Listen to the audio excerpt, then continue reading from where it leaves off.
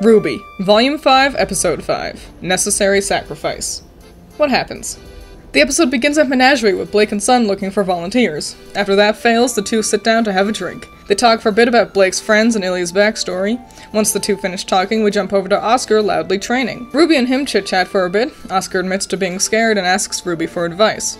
RWBY gives Oscar some backstory we already know, and once that's done, Oscar and Ozpin try real hard to make her sound cool and likable. We head over to the Albane brothers, who give Ilya orders to kill the Belladonna parents and kidnap Blake. After 3 minutes of establishing that, the brothers play us a message from Adam, and we get introduced to Yuma.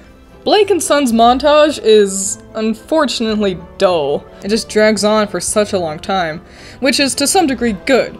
Having the sequence last a while drives in the fact that they've been at this for hours. The problem is that it just takes everyone so long to talk and move. Instead of feeling like, oh man, they're trying so hard, maybe things will start to look up for them, it instead feels like, yeah, we get it.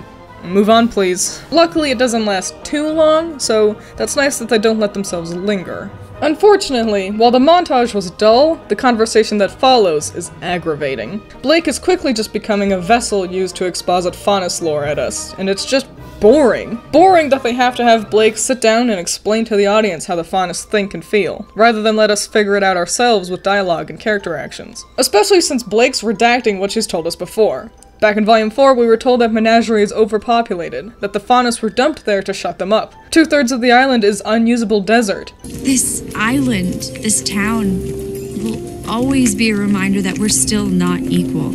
But now Menagerie is full of people who just want to be left alone? Menagerie constantly switches between a safe haven and a prison. They can't have it both ways, and need to decide if the Faunus appreciate life on the island or not. I hate what Blake does here. I've never met someone who tries to boil their friends down to one word. It's weird, and only seems to serve as a brief overview of all the characters for people who are just now jumping into the show. I tried to do this for one of my best friends, and I couldn't. People are simply too complex to be able to describe with a single word, which makes it all the worse that Blake can do it so easily. This scene exemplifies just how shallow our core cast is. Blake picks the easiest, most basic and obvious words for her friends. Of course RWBY's purity, of course Weiss's defiance, of course Yang is strength. These are the descriptors one could come up with for these girls by simply listening to their songs. This scene could have actually been a very intriguing way of seeing just how Blake views her relationships with her team by really exploring her one-word descriptors. Rather than picking the simplest word for each girl, why not think about how Blake specifically sees them? We all know Weiss is defiant. It's the main way she acts when she's with her family. But what if instead Blake said Weiss was strength? Weiss is obviously not strong, and arguably the weakest of the group physically, but she's strong in her convictions to do the right thing. She's strong for sticking to her morals and ideals, even with her family's disapproval. She's strong for standing her ground when faced with adversity, rather than running like Blake. The basic words Blake has chosen for her friends adds nothing to any of these characters. This just makes her teammates feel like tropes to pick from, and Blake seems shallow for choosing to see them as these base characteristics. This one-word game only does the same to Adam. We've seen so little of him that this could be a good way for us to learn more about how he really ticks. But once again, Blake just chooses the words we already attribute to him. Justice. Duh, he wants that for the Faunus. Passion. Duh, she had the hots for him. Spite. Duh, he's a bitchy dick for losing his girlfriend. This is such a weird and clunky way to go about this exposition, especially since it's just Blake telling us stuff we already know. The "we already know this" train doesn't stop there. Blake insists on telling us Ilya's backstory too, even though we've already heard it in their trailer. To be fair, not everyone watches the trailers, but if this was going to be info you're gonna put in the show proper, don't waste 4.5 minutes of animation effort putting it into a character short. This shot is so stupid. Blake's talking, but we're looking at Sun. That's in theory fine, but like, he's not emoting or anything. We're just watching Sun watch Blake. It's unbelievably distracting to see these background characters just stand still. What a shitty, half-hearted apology. Blake kinda thanks Sun for not giving up on her, so she can then use that as an example of how she can't give up on Ilya. Here's an idea. Why not fucking apologize for hitting him in the face when he tried to help you? Oh yeah? What word am I? Jury's still out on that one, but I think I'm leaning toward forgiving. I'm sorry for how I've been acting. I treated you poorly and you don't deserve it. Something like that. When are Roosterteeth gonna learn that you have to actually be hitting something in order to train? Just swinging your weapon around simply tires you out. These long pauses between sentences are still real annoying. As if everyone has to before they can speak. I also don't understand why Ruby's behaving so coy around Oscar. She was approachable and pleasant before. She's never struggled to interact with new friends in the past.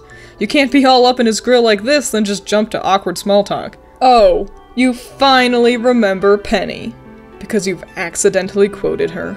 It's annoying that someone Ruby had become so close to had been forgotten up till this point. Ruby didn't dream about her good friend, she dreamt about Jean's crush. Even though Ruby and Pyrrha barely spoke. She watched both of them die, so why is Pyrrha the only one that's been on Ruby's mind? Even later in the conversation, Ruby spends more time talking up Pyrrha than Penny. Why wouldn't Ruby focus on someone who was so close to her? Penny shared her deepest secrets with Ruby, told her the plans she had made so she could stay at Beacon, called Ruby her friend. The most interaction Ruby had with Pyrrha was when she apologized for killing that friend. I like the effect of Oscar's tears blurring his vision here. It's subtle, but still well done. I also really like the idea of this conversation. While I would prefer to simply see how Ruby's been dealing with everything, rather than having her tell us, getting to pick the brain of how pure, naive Ruby handles a dark world could be a fun look into her character. But we don't. Instead, Ruby just tells us more shit we already know. She wastes 2.5 minutes telling Oscar and us about characters and backstory we've already seen. Her motivations boil down to, I keep fighting because some of my friends died. But we knew that too. Oscar had asked how she copes with that fear, those harsh emotions. But Ruby just doesn't have an answer for that. I guess all those thoughtful looks she was giving the trees back in Volume 4 was for nothing. I really don't like this part, where Ruby quotes Monty's famous keep moving forward. Because it feels inorganic. It feels shoehorned in. This doesn't feel like a nod to Monty's legacy, it feels like they're using his memory to tug at our heartstrings. Having Ruby reference him is meant to make us feel sad, and so makes Ruby's monologue more poignant. They wanted Ruby to sound inspiring, so they make her say Monty's quote. It just comes across as manipulative.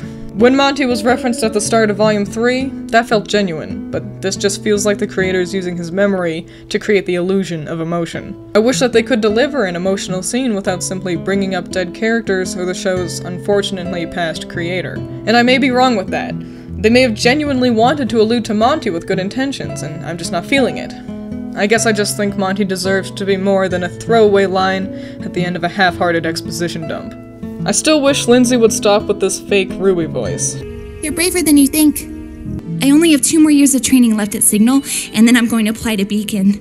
The script she has to work with is overloaded and devoid of character, but letting Ruby sound believable would help make her dialogue feel more organic. Listening to such an obviously fake voice makes the stilted writing all the more noticeable. Why do Ozpin and Oscar take the time to talk about how remarkable Ruby is? Especially since it's really just more fucking shit we already know! If they're gonna spend all this time talking about characters, at least give us some new information already. So, I'm glad that the Albane brothers get to do more than just tee-hee evil this volume. I especially like Fennec's smarm about Adam. However, I'm also kinda disappointed that this is the most character we get to see from either of them this volume.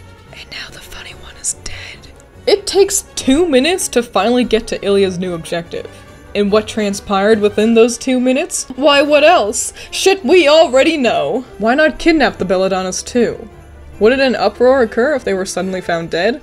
Especially since the White Fang go about it so non-discreetly. If they were kidnapped, the White Fang could frame the murder on humans, fueling rage and helping Adam's cause. Or, you know, just have Ilya kill them right after she had her little outburst during their speech. That's a good idea too. I begrudgingly have to give some major props to Garrett Hunter here. Most of the time, Adam sounds like he's trying way too hard, but his performance for this voicemail is actually really good. The animation's on point too. Nice job. Here he is, a brand new character. He's got an exciting build-up. Clearly, he's important shit. It's Yuma! Who? Why is Yuma built up to be someone important? Because he's an edgy bat faunus, or because he's voiced by Lanny Pator from Team 4-Star? RT's tendency to hype up unimportant characters is nothing new, but like, Yuma doesn't get any kind of spotlight after this. I just don't understand the reasoning for pretending he's going to be important. And so, that's necessary sacrifice. This episode is boring. So much of it is just characters talking about stuff we already know. If you were to cut all that out, this episode would just be Blake and Sun try to get signatures, Ilya's meant to kill the Belladonnas. Literally everything else just serves to re-explain the plot and characters to us. I thought this was an action anime. Where's the action? Is this it? We're at episode 5 and the plot's still just lollygagging around. Now don't get me wrong, I don't want just mindless fighting between characters I don't care about. I just want something to happen. Characters barely move, the script is boring, the performances are nothing special. Even a bad fight would mean looking at some flashy colors with an okay song playing for a bit. It doesn't help that this episode is right off the heels of Yang finding her mom and Weiss. The viewer is just left wondering where that potentially interesting plot is going, while we're stuck watching people talk about the plot and characters we're already aware of. It's a complete waste of an episode, a trend that doesn't stop here for the volume. With 14 episodes for the volume, one would think that would allow for plenty of time to let the characters develop or let the lore of the world grow naturally. Well, no, because we still can't let anything happen until the end of the volume. This episode and others like it are just padding for time until the writers are willing to let the plot continue. And the easiest, cheapest way to kill that time? Talking while sitting still. I guess keeping the viewers engaged and entertained was a necessary sacrifice to instead have already known backstory shoved down our throats for 16 minutes.